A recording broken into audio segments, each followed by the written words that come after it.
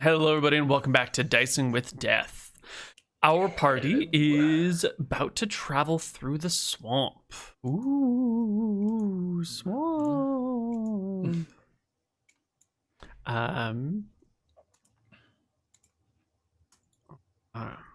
Here we go. Where's our music? Where's our swamp music? Ooh, there's some good ones there. I've been digging the new one called Swamp Planet, which is pretty solid. There's a whole bunch of new tabletop audio tracks I haven't looked at yet. There's a new Mind Flayer chamber that must have just come out today. Oh. A lush world, a rainy village, a defiled temple. Oh, there's some good stuff. Just because there is a Mind Flayer track doesn't mean you need to put a Mind Flayer in this campaign.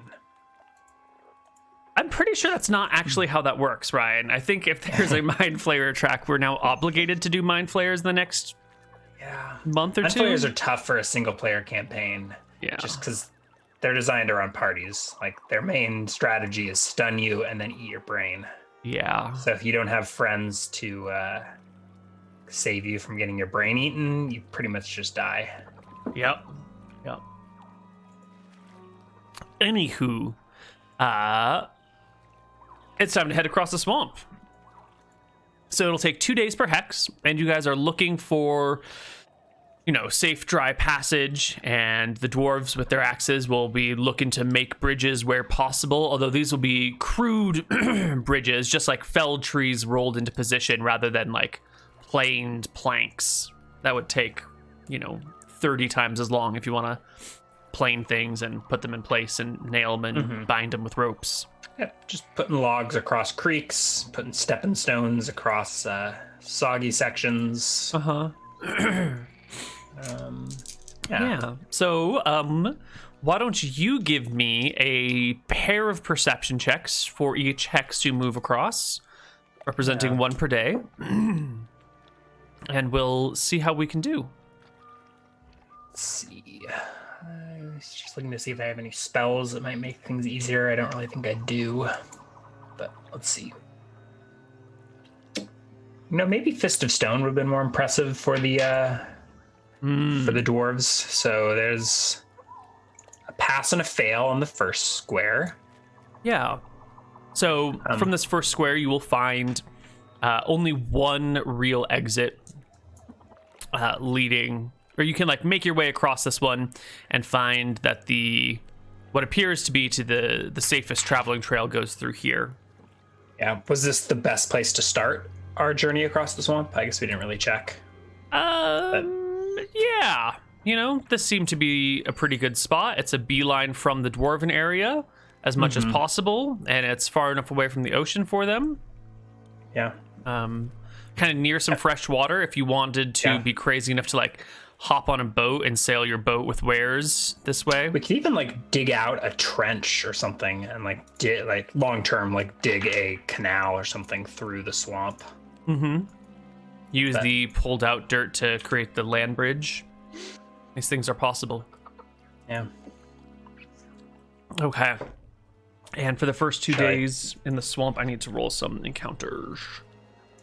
Ooh, encounters. Ooh. Nope, where's my... I think I put together an encounter table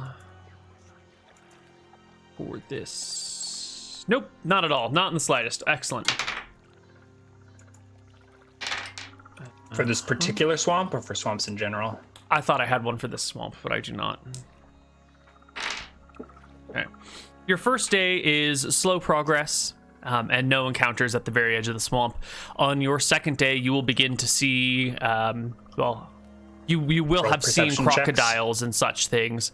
But on this second day, your dwarves will spot a pack of crocodiles, like a mama gator with a whole bunch of little baby gators on her head and back, kind of floating through the swamp.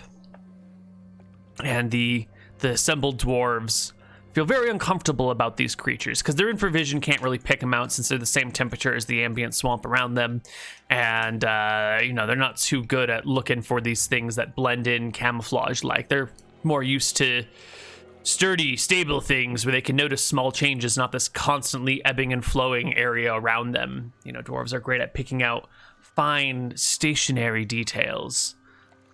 Well, I'm And they inclined grow to Arcane Blast. I think a Fireball may be more appropriate for this particular moment. You want And I to think fire blast the mama croc with the babies on her head? Probably, yeah. If the All dwarves right. are uncomfortable. They're very uncomfortable. How far away are they? Yeah. What's the point in having a wizard if you can't fireball your way through the swamp? Yeah, I guess at 130 feet, you can fireball the shit out of the dwarves. Only 5d6? Not the dwarves. The crocodiles. 6 Man, times, my brain let's is not see, even 70 functioning. yards. They're at 150 feet? Yeah. I believe that is more than enough damage. That's a really good fireball. That's a great fireball. That's amazing fireball. Can I take that for my stats? Wow. 666. 554. Well, only 4 points off max. That's amazing. Yeah, the crocodiles die. Okay, yeah. They burn and flame. The babies on the top especially pop and hiss. Maybe the mom might take half damage because she's partially submerged or whatever. But that is the end of those crocodiles. They will never be seen from again.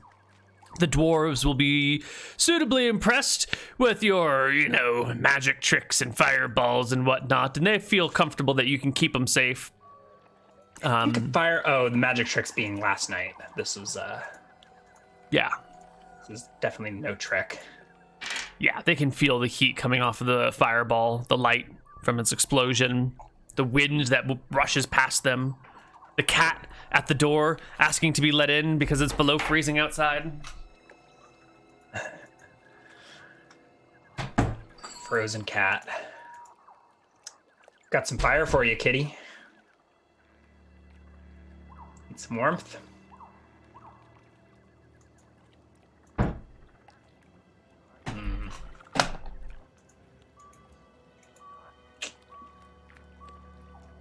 Silly creature. Okay. Yeah, next day, give me another set, or next hex, give me another set of perception checks. Oh, critical fail. Yeah, so I think, luckily you guys are moving at this half speed, so I think you begin to lead them in the wrong direction partway through this second hex, and then you catch the direction you end up leading them in ends up in just this huge pit of depth and deepness that you can't end up going through, and it'll take you an extra day to get through this hex. Okay, so that's the pit. Mm-hmm. All right, and then where do we find our actual? We turn around, and do I find an actual path? Yeah, I would like another perception check though. It should be over here. My mistake. There was a third perception check. A third perception check because it's gonna. Your first one is a failure to make your way through this hex appropriately. The second is on the correct path. There we go. Yes, the recovery will lead you this way. All right, and maybe this is like part way into the next day. Like maybe we lost a half day or something. Mm-hmm. We're only one shy of being able to move one hex a day with that dwarven movement rate. Right. Yeah. But when you've got kids in tow and you're trying to forge your way, I think it makes sense to do 2 a day. Or 2 days a hex. But apparently the swamps are quite peaceful coming through here. I mean, no aside sign from of the fireballs and but no sign of crocodiles. two-headed trolls, no sign of hydras, no sign of other monsters that would come for you. Maybe the clattering of all of the dwarves is kind of keeping the monsters at bay. Maybe it's your careful picking of paths, keeping you on the dry land that keeps you away from the depths of the swamp. Or maybe it's just good fortune. Roll me another set of perception checks. Well, you... success and another critical failure. The critical failure will lead you to this, and give me another perception check to fix your way out of this direction. So I succeeded first. Does that do anything? The first success gets you, and you succeeded well, mostly through this tile. And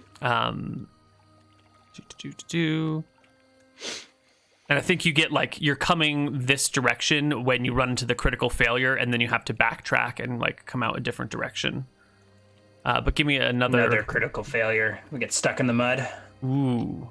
Well, this is just fine navigating the way. So you come across one area where you cannot pass. You try and head back and go a different way, and you find another zone through which is impassable, seemingly to you. Now, we've been in the swamp for 1, 2, 3, 4, 5, 6, 7, 8 days now. So I want to give... It's been a week in the swamp. I want to give the dwarves a morale check.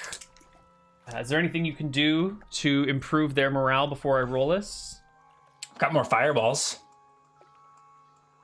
Is that the best way to improve dwarven morale?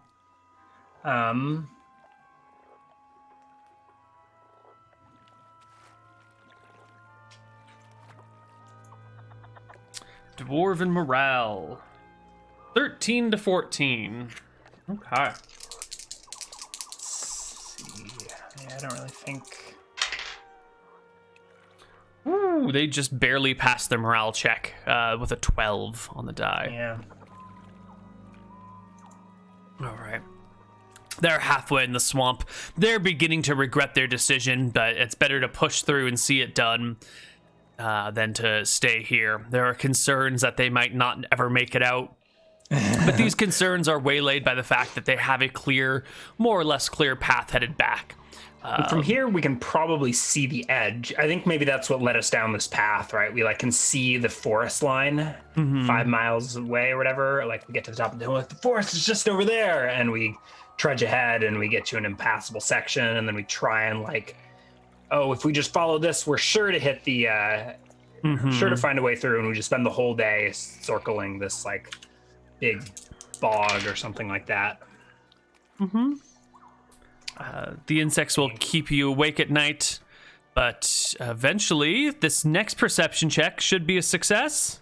No, you are bogged down in the middle of the brackish One more fen. for the day to maybe find a way out of this hex. Please. No, so I think this whole section here was like a bog that is impassable. Well, And so I think we get to the end of that day stuck in this hex, and I sit down at the fire with these dwarves, and we try and make a plan to build our way out of here rather than backtrack. Like, so either we can backtrack 2 days or we can find a way to like construct something over the bog. Okay. So the conversation will go exactly as you suggested. And hopefully maybe we found an island here, and like this day was spent like with the family. Maybe we weren't all traveling. Like maybe like the dwarves stay put, and this is like a few of us scouting and like trying to find a way through and coming back. Maybe halfway through the day when we realize when we've hit 3. Like I think we've spent 18 hours not making any or like having to backtrack. Eventually we're just like, all right, stay put, we'll scout around, and we find that we're like totally surrounded on 3 sides by water. you've got like the kids and 2 of the adults hanging back, cutting down trees and shoring up the approach while you and another dwarf scout ahead looking for a location, and you keep hitting like deep water, or just like can't find a way through the brush and brambles. Maybe this is an area, but there's no trees nearby. If we wanted to try and bridge, we'd have to haul them from way back there, and that'd take too long. And so the discussions of how to get through progress until you guys stumble across what appears to be a small rocky mesa that pulls itself out of the swamp. Is it in this hex? It's in this hex. It was hidden by some thick bushes and tall, like, draping trees, like willow trees that would block your line of sight. And as eventually you push past these things, you find a natural rocky outcropping. It almost would look like a hill, but it's been leveled off nice and flat. Well, not super flat. And it's surprisingly large, hundreds of feet across. It's the largest island that you've found in the fen. And on top of that, it is not like gross, damp earth with stuff growing on it. It's, you know, it's dirty on top of the rocks, but it's a nice, solid platform. I tell the dwarves to stay back. This seems suspicious. And I will approach. I think I'm going to use a detect magic on myself. Or can I do it over an area? Let's see. They just resonate with magic auras. Just will react when sprinkled on magic items. How much area? Let's see. You would have to sprinkle it on something, right? So So like, is it practical to like sprinkle it over the mesa as I scout it, or would it make more sense in this case to just snort it? I think snorting it would be better in this case. I don't know if you're going to have enough dust to sprinkle across the whole of the mesa. Yeah. All right. So I approach and give a little sniff to my crystal dust and approach the mesa. I think also reaching out with my ESP to see if I can sense the presence of any creatures. You don't sense the presence of any creatures, and you get a very faint outline of magic coming from the middle of the mesa. It's it's like there's residual magic from something long ago or a while ago, rather than an active, ongoing effect. Just kind of magic has been done here. Oh, this is the detect magic that gives me a residue, right? Mm-hmm. Rather than like a sphere or anything like that. Detect magic. This is the materials. No, you do see auras. I don't know if you get schools though. No, I think instead this is meant to like get a residue of. Let's see, good examples of residues, but. Well, I'm hoping all detect magics will show off residual magic of the area. I just need to inform what residual magic of the area is for all the spells. Yeah. So in this situation, you can see that this used to be a place where people would work magic, or have worked magic in the past. You're still not quite on it. Would you like to approach it and crawl about on the rock? I approach. I have arcanology and even like folklore. Like if this is like a storied place. And spellcraft arcanology should give me a chance to be able to infer what this was. If it was some sort of altar, or if it was conjured out of magic, or there just happened to be magic worked here at one point in time. Well, as you approach the island and crawl on it, walk upon it, you can see that there are grooves carved into it. Mm-hmm. I don't go too far on, like maybe I've just like stepped on the edge and I see that there's grooves underneath my feet. Is it? It's like sundown, isn't it? Mm-hmm. Mm-hmm.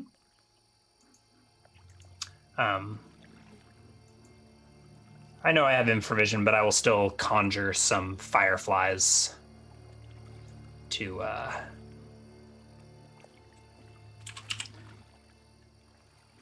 help me see. Mm-hmm. And I take a step back off of the stone and kind of circle around it. Mm-hmm. Sort of, yeah. Staying off the middle of it? I'm not like super afraid of it, but I'll scout it out first, see how big it is, and see if I can make any sense of it without like jumping right into the midst of it. Oh, it's about 50 feet across. No, that's too much. It's about 20 feet across, and you can see that it is a circle. A perfect circle? A perfect circle carved into the rock, and you will find 4 points of inflection on the circle where like pairs of lines lead off at acute angles.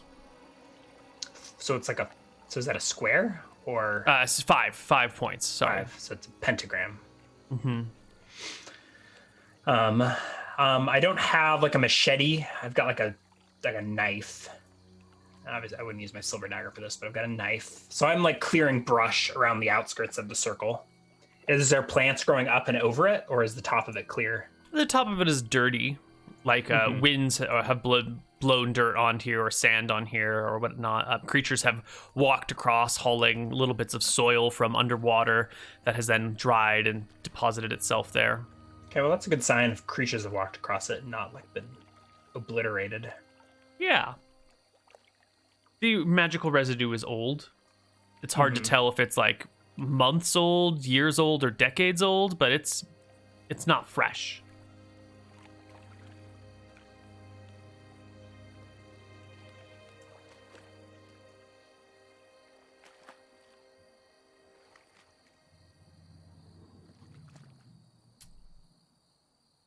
Anything else?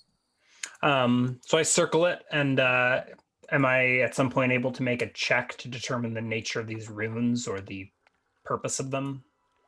Yes, please Spellcraft, do. arcanology, like are these used to I would summon? prefer Are these used spellcraft for now. Nailed it. Yes. This is a large magic circle. It is used very clearly for summoning creatures.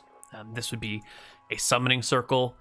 Anything summoned in here with the proper spells in place, this would act as like a barrier, so you could bring something into existence within the circle without it being able to get out. This way you can give instructions, you can try to establish control over the creature. Without the circle, if you summon something and fail to establish control, it might just attack you or run off on its own or whatever. This gives you a layer of protection from the things you bring in. But most magic circles are pretty small, maybe like 5 to 10 feet. 10 would be a large circle. This is 20. This is a very large circle. Might only need something this size if you're summoning lots of things or very large things. Is there any barrier? So like I've summoned these little magic lights. Were they able to pass? They were able to pass freely. This circle would be like one of the components used within a magic circle spell, which would be cast before casting the summoning spell, whatever it is. So there's nothing. Right, you've come across like the workshop, but none of the craftsmen are here. None of the effects are present. I see you've invented. Is this your own magic circle spell? Source Koibu. Yeah. Okay. It is.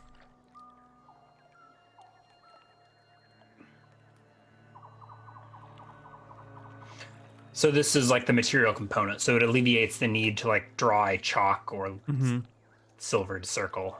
Right. To cast a magic circle spell. Right.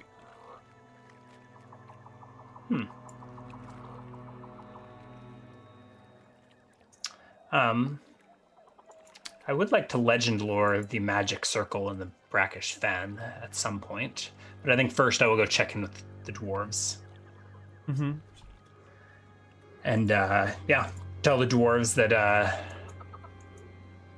this hill was used in the past to work magics.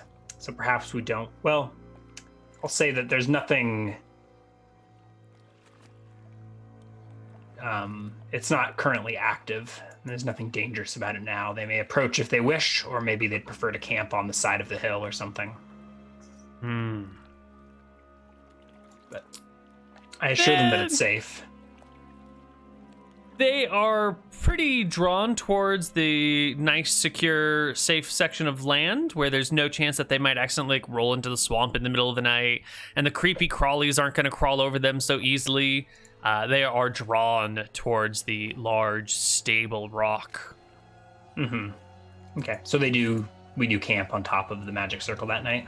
All right. And I surround our camp with little fireflies. Maybe that freaks the dwarves out more than the magic circle. Or maybe it just completes the ambiance. Camped atop a magic circle, surrounded by supernatural firefly light. They are enchanted by the little creatures floating about, probably not realizing their magic at first. Oh, yeah.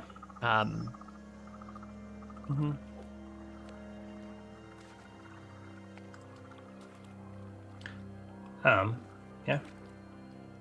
Wow. So I will be doing that. Legend lore?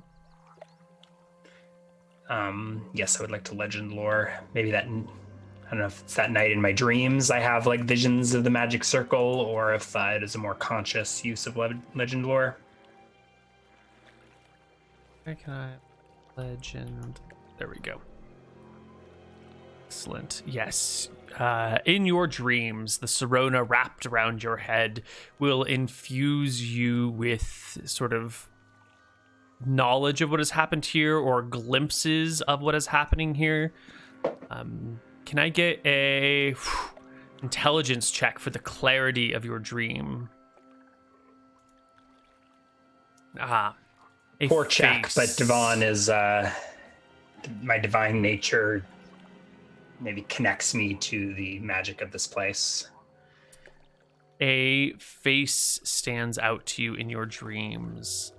It is Atropos, and here she kneels in the middle of the circle, looking about. On the other side, the outside of the circle, is a group of 12 priests, wizards, robed humans who kneel at the edge of the circle. 5, one on each of the points, 5 in between each of those points, and 1 standing a little bit further back. Atropos was summoned here. That is the bits of the dream you can remember. There are also these feelings you get of sort of I want to call them like epic poem style feelings of some sort of great deed having done, or some sort of great quest having been fulfilled, the termination or climax of some tremendous effort that people have toiled to get to. So was the circle created or was it used multiple times? Is that like a sense that I get? Like from what you just told, it sounds like the circle was created for a single momentous summoning or event that Atropos had something to do with. Not that it was like a reused magic circle in the area. You get the feeling it was created for a singular purpose. But, once you found your Higgs boson, you can still use your super collider for other things. Yeah. But you might have built it to find your boson. All right. And the following morning, I will wake up early before the dwarves, and in the morning light, circle around this hill and see if I can find any more secrets hidden beneath it. I will bushwhack my way around and see if there's is there a chamber underneath? Is there any structures, even the remains of structures? Like if they were using this as a magic site, maybe there's like the remains of their camp around, or like they had a little cabin nearby that they would have stayed in while they were working magic, or taken breaks and eaten. I don't know. You will find during this period of exploration some very deep claw marks in the stone. On the top. On the surface, yeah. What you're first looking about. Coming out from the circle. You see no claw marks in the circle, and then maybe a few scratches, but then a little bit more towards the northeast side, you find like deeper claw marks in it. As if maybe some sort of like great creature landed here or was dropped here, or maybe it came out of the circle after being summoned in it. So maybe a monster created or a dragon has landed here a long time ago and left deep scorch marks. In the stone of the magic circle or in the hill? In the stone of the mesa, but outside of the circle. But coming from the circle, or, roughly from the circle. Can I get an estimate on the size? Like how big the claw, how wide apart the claws were? To give me a wisdom, willpower. Oh, excellent. Yes. This creature would have been huge in size. Can I get like a scale of the actual claws? Like, are they like 6 inches between nails, a foot between the nails? I would say a hand between the nails, so 4 inches ish. And they're like 4 claws. 1, 2, 3. Yeah, there'll be 4 claws. So 4, 8, 12, 16. And then plus the width of the inches, the claws, which are 4. So maybe like 20 inch from one end to the other end. A huge creature. Terrifying. Perhaps the Hydra. Perhaps. I will circle down and around and continue my original intention of like bushwhacking around the base of the hill to see if there's like an entrance to a chamber underneath, or to see if in the surrounding area there was some sort of the remains of an ancient encampment, or like I said, a little cabin, a little hut. And this is just a visual check in the morning, right? Just with your by the light of morning and with your mortal eyes. Yes, I'm not using a detect magic at this point. It seems metagamey to cast the detect magic now, but if there's anything to give me the indication that I should, I might. But otherwise, I was more expecting like, okay, if wizards or priests were using this site, there's probably a mundane staging area nearby. Yeah. Or maybe like the remains of foundation or of an old log cabin, or most certainly is one of these mundane solutions nearby. It is underneath kind of a pile of wet earth that has found its way up here, because it's a rocky-ish mesa, and there's like patches of dirt around, as we've discussed, and it's under one of these dirt patches that you kick aside or claw through, that you find a wooden board. A large wooden board made up of, smaller ones all banded together. What sort of shape is it in? It's rotten? Rotting, not all the way rotted through. It's maybe 3 feet wide, 5 feet long. Yeah. I'll shout for Saison, come over here. Dwarf will waddle on over. Oh, what is it you got?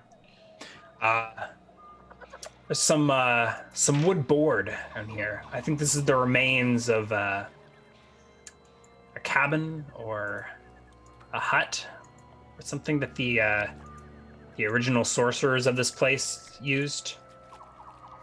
What? Nothing magic. They make magic circles, but they gotta use mundane houses. Sort of wizards are these? Humans. Perhaps there's something here we can reuse. I pick up a rotting board. It's at least worth searching through to see if any of these materials are in good enough shape. Underneath the rotting board is a staircase. Oh. Okay. Yeah. Devon will descend the staircase.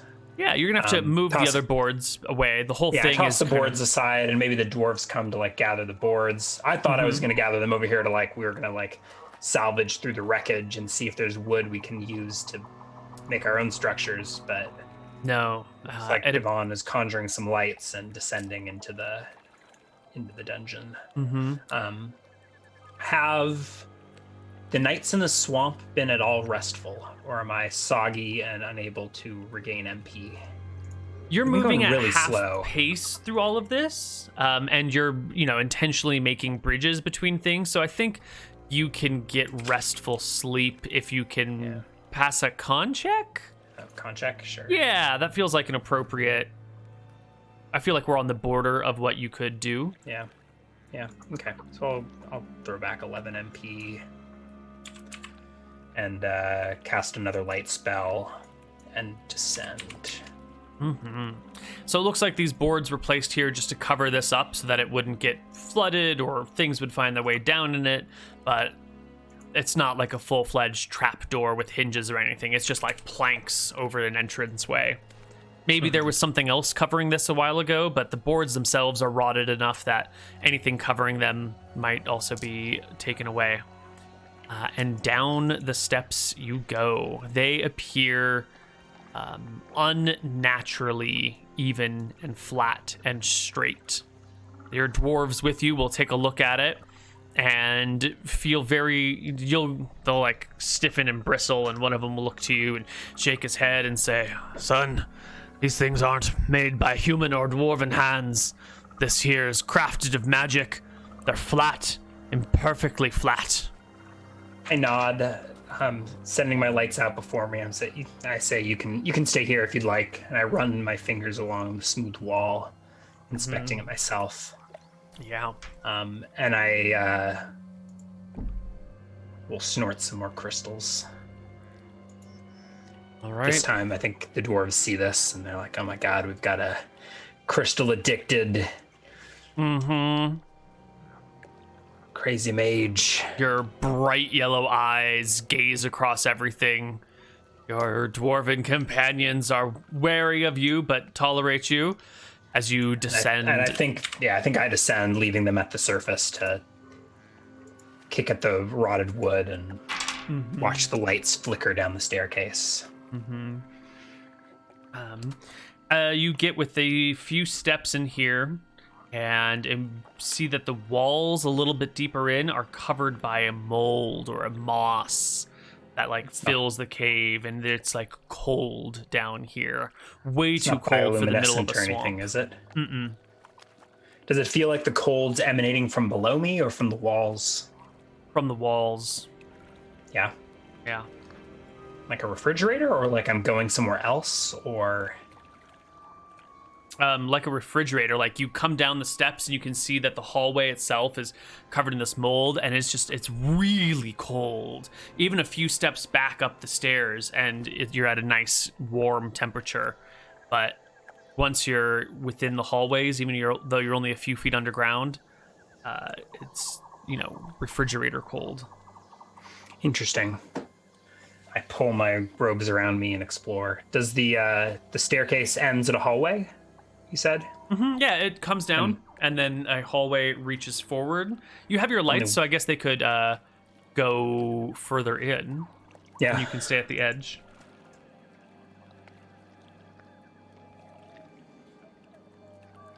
The lights can flow down the passage, which splits into three. A passage going forward, one going left, one going right. I guess you wouldn't be able to see around the corners, so the lights can continue forward into what appears to be a small chamber. There is a door still on the hinges here, covered with a little bit of frost. You can see that the mold in this area stretches from, 10 feet into the hallway until you reach like 20 feet or 30 feet in the hallway. So like mostly around that four-way intersection. So I've got my cuff up over my nose to prevent from breathing the mold in. Mm-hmm. Why it shouldn't mold in this much cold, should it? Something's weird here. Is anything magic? Nope. No. Is the door square at the end of the hallway? Rectangular. Sorry, is it at the end of the hallway, though? There was no turns in the game. Yes. And how far? Oh, I see what you mean. Square at the end. Yeah. So it's 30 feet from you is where the doorway is. And the intersection is halfway. If you go from the staircase to the door, the intersection's halfway through, and you must be a few feet in. So this is 30. Maybe you're 5 feet in. So it's another 10 feet to the intersection, and then 15 feet from intersection to... Yeah, and no forks or anything. I touched the door before me. It's not magical. Well, hold on then. Before you get an opportunity to get to the door, as you walk down this hallway towards the intersection, you can feel your warmth draining from your body at an impossibly fast speed. You've walked into this area and it's cold, but now you feel the heat being sucked out from you. None of this is magical?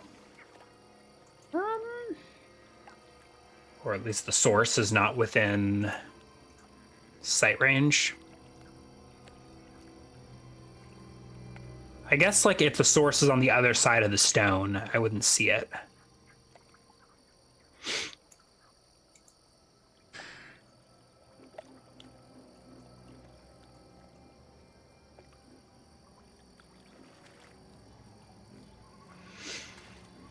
Here's a good question. So this is a brown mold, which specifically absorbs heat, but it is continually referred to as monstrous mold, and at no point is it discussed as magical. And yet it drains heat from victims that come within 5 feet of it. But it is also not like, is a chimera magical? Would a chimera be detected with a detect magic spell? I don't think so. So I think a brown mold also would not be detected by a detect magic spell. Yeah, I don't think it's magic necessarily. Yeah. Okay. Is it covering all of the walls? Am I realizing that this heat is coming from the creature? Yeah. Or the mold? I think so. Because there's nothing else down here to see. And well, also this is what gives it away, is that as your heat gets drained, the mold begins to grow closer towards you. I gasp, and you will start taking damage though. Yeah, because I think we're rolling initiative mold... as I start like attempting to destroy the mold and back up. Maybe. So we'll see what your decision is after you take your damage. Yeah, because it's just mold, and you walk into the chamber, and all of a sudden you start losing body heat. I feel like if I pass well, I guess it's an ambush either way, isn't it? Mm-hmm. I'm surprised, so I lose a round. Do your damage. Very close to minimum, but you will take 11 points of damage. Jesus. I guess that's not very close to minimum, but it is low on the damage die. Let me put it that way. I think this bypasses the armor spell, and yes, this is draining heat from you. Yeah. It is not armor based. All right, and then we'll roll initiative for the next round or something. Yeah, we'll roll initiative for the next round.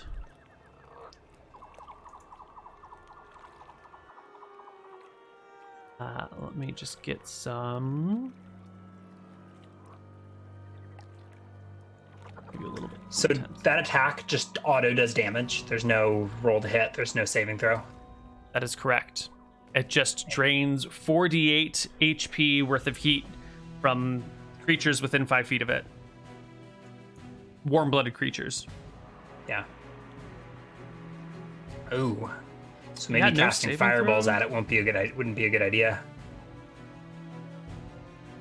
Your call. Yeah, a lot of the molds and slimes and stuff are just like nasty dungeon traps, basically. Mm-hmm. They don't even give very much XP. No. Nope. But they're also very stationary and easy to just not engage with. Yeah. Right. Our mold will roll a 4 and 3 is 7. Okay, so I think I'm able to back up to the entrance to the staircase. Yeah, and unleash a spray of golden missiles down the hallway, targeting the wall. The molds cannot dodge this whatsoever, and your spray will hit the mold all over. And little bits of mold here and there will fall to the ground and die, but the colony as a whole seems completely unaffected. You know, you arcane spray an anthill, you kill a bunch of ants. It doesn't have HP? No.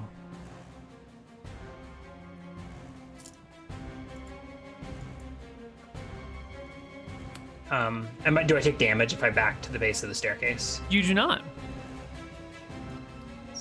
I think we can probably step out of combat now because the mold does not move. It seems the only time that it has moved is when you were close to it and it was draining your HP and growing. And now that you've backed away, you can arcane spray it. The mold is no longer feeding from you, no longer growing.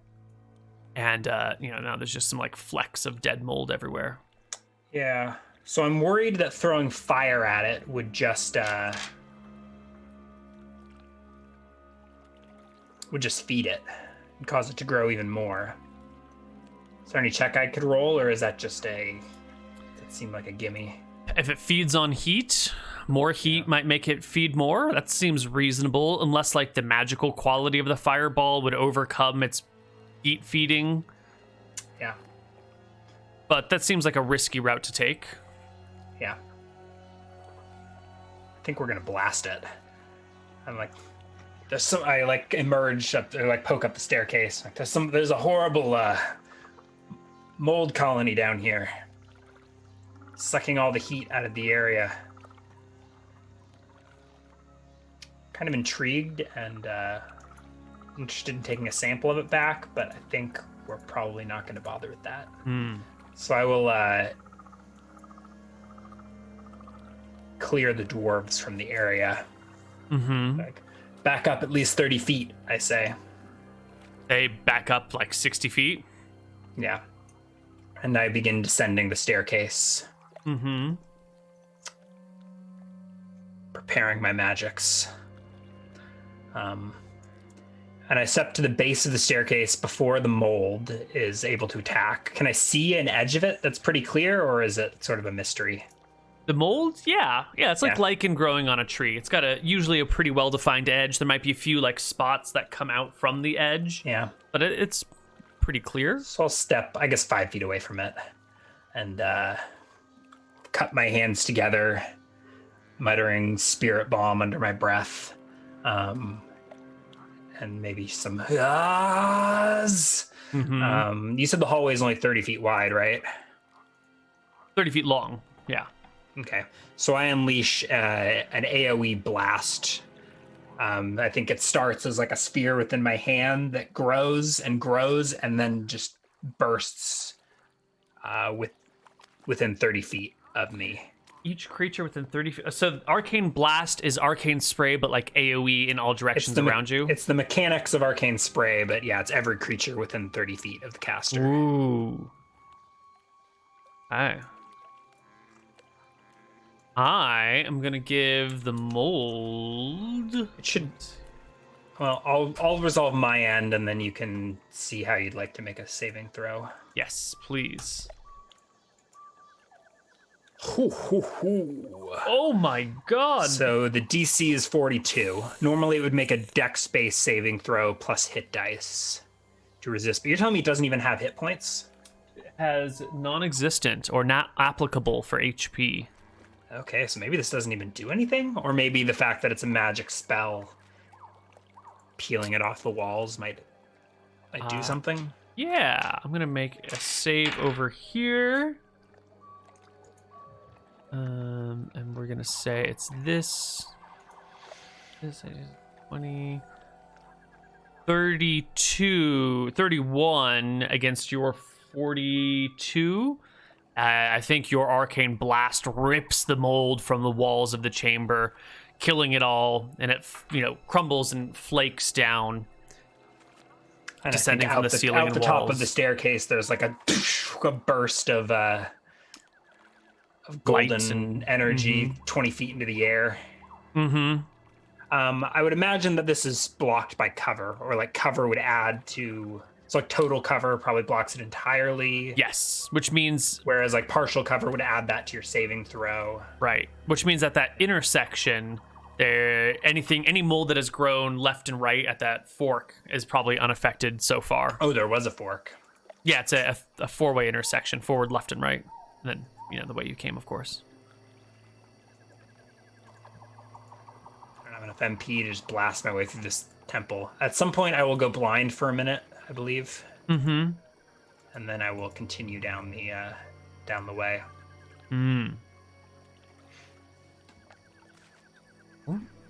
You go blind. You continue down the way. Your fireflies out of the range of the spell when it goes off, I hope. Fireflies don't have HP, do they? Maybe they do. Yeah, it's a conjuration version of like, they're literally a bunch of fireflies. Can I roll like an intelligence check to have thought of that? That seems something that you would have done. I don't think we need a check for it. Yeah, I'm out of character. I didn't realize, but... Well, then roll us a check. Your fireflies are dead. Maybe, one of them was at the end of the hallway at the door. One of them was with me. I think I blew up one, and I probably have... One of them was like 30 feet away at the edge of the AoE, illuminating the fork and the door.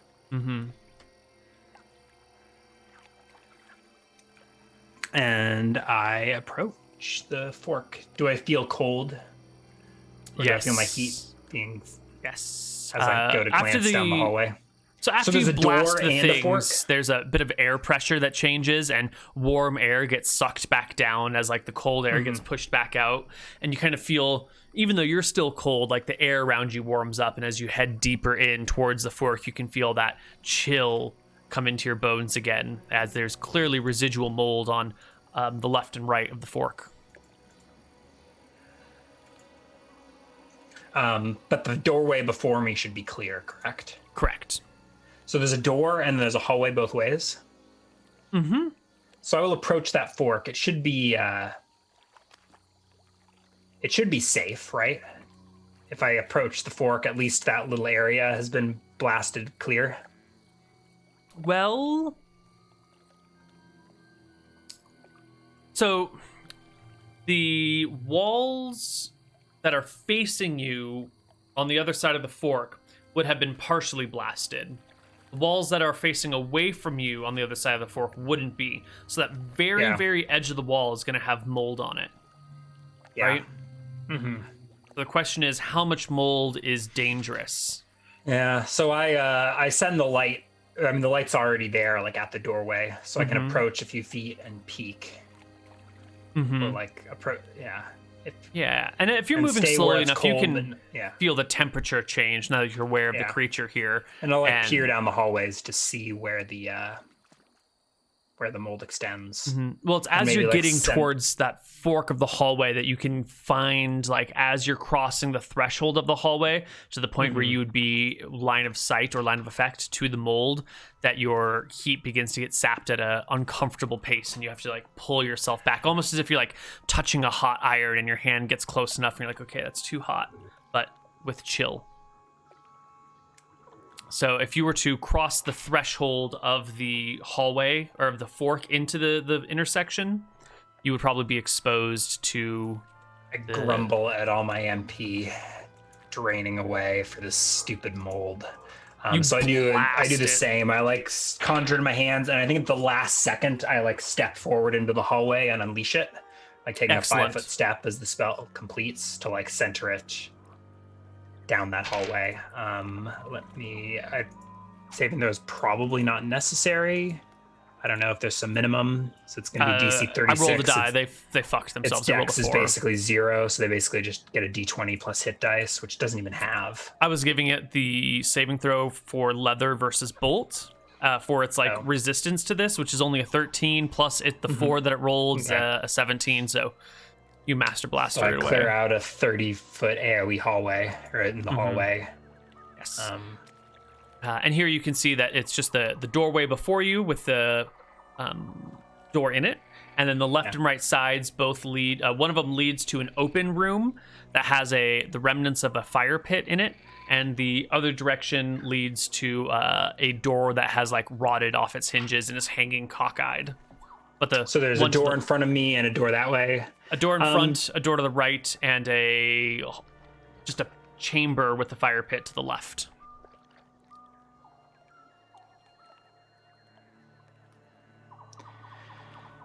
All right. So this spell specifically targets a creature. Arcane Spray is a target. Arcane Blast is creatures. Do you think that it affects inanimate objects? Like, I don't think No. It wouldn't blow a door off its hinges. It might like break through a paper screen, but I don't think it would affect, a bench. Okay. Yeah. Maybe really light objects. Right, because Arcane Spray is miniature golden missiles. Arcane Blast is just a blast of golden magic energy. Mm-hmm. All right. So I call back my light source that was scouting the hallway and approach the door. Excellent. Finally touch it. Yeah, this center door before you is banded with strips of iron. The one hanging off its hinges isn't. The quality of this door is surprisingly good for, the middle of a swamp, but it's also old and decrepit. Its handle is made out of brass. It doesn't seem to have a locking mechanism on the outside. Yeah. Well, it wasn't magic from the outside, because I had a detect magic active earlier. Correct. So I will touch the handle and see if it's locked. It is not locked, and it is cold to the touch, probably because it's been, covered with or near all this mold for so long.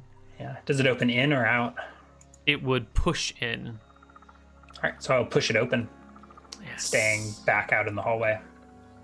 And you see before you what appears to be a shrine or a temple of some sort to 3 different gods within here. It's a triangular shaped No, it's a square-shaped room with an altar on the left side, the right side, and in the middle. The center altar you can recognize right away as to the god Seor, god of crafting, which is really more of like god of building, construction, techniques and tools, engineering, that sort of realm of domain. Mm-hmm. The left and right ones, I don't have a religion skill, folklore and archaeology, so I may not recognize them. Are they more obscure gods? they might be. You said you do not have a religion proficiency. Yeah, I could maybe roll a wisdom at -5 or something. Please, wisdom at -5. I need to make natural 20. I was actually going to ask you to do it twice, but you 20'd it, so it's fine. It is one for each. Yeah. Okay. Terrassa and Ponos on the left and right sides. Fear and These were- suffering. Fear and suffering. Yeah, these were recently referenced, weren't they? In this campaign, or was that the other? Another.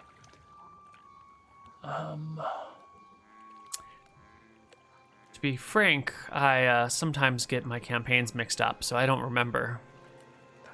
Oh, there was one of the giants was. All of your campaigns have this going as a motif or something, but one of the giants in the hills was cursed by Ponos, Yes. Terrassa, one of the two. Yes. Terrassa made the cockatrice. I think Ponos cursed a giant. That sounds right. Is there anything in the room? I will send the light in. So, like, there's these altars. Is there anything upon the altars?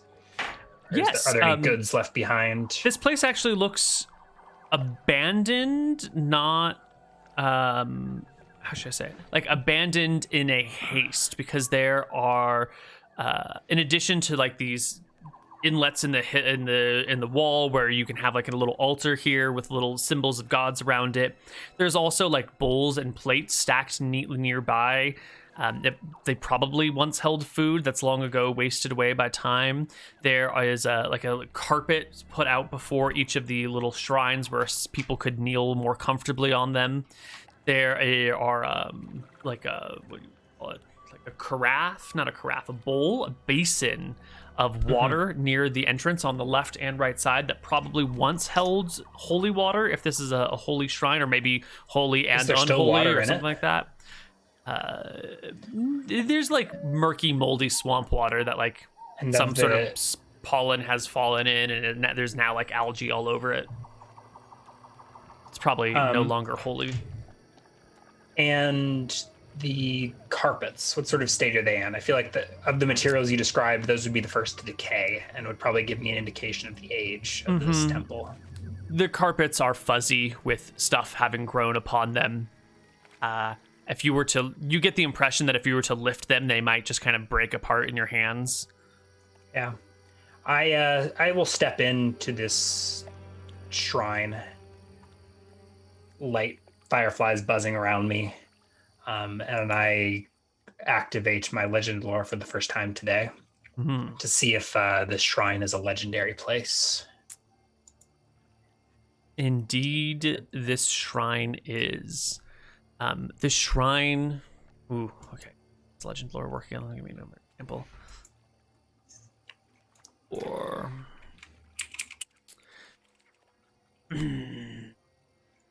This place is the site of. Hold on. Let me write this down. Let me not wing this entirely. Sure. Should we take a break? No, I want to leave it on a cliffhanger. Oh.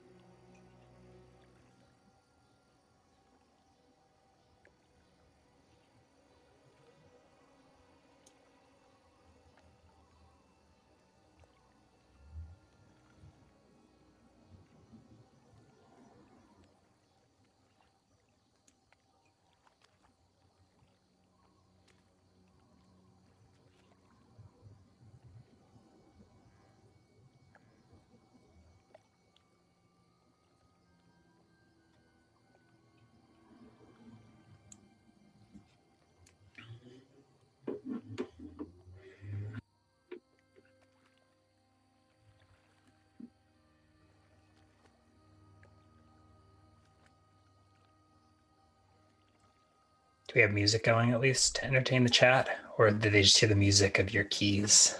Do they? Oh, I guess, yes. Yes, good call. There's got to be some Forgotten Temple, Mind Flayer lair. How about this? Is this ominous enough for you? Sounds good. Right away.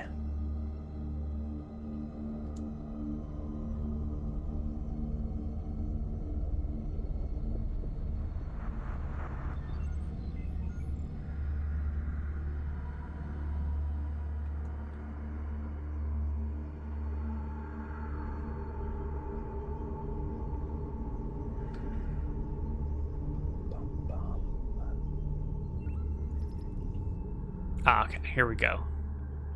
So, give me a little bit of theater over this legend lore. So Devon has been hesitantly peering into this shrine to three, an odd trio of gods.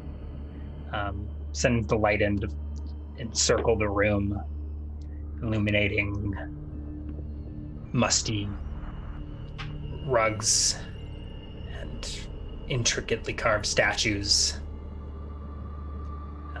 And hesitantly, spear in hand, Devon steps into this chamber, looks around,